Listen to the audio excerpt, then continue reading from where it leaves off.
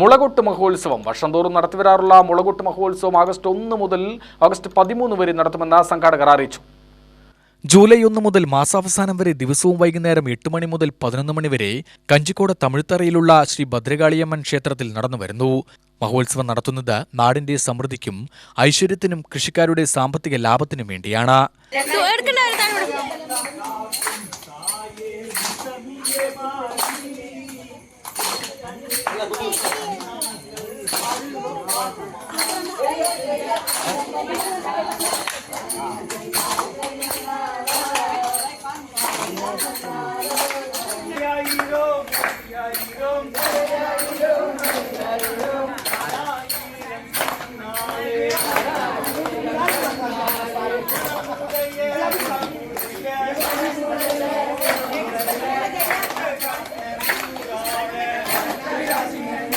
UTV news Palakkad.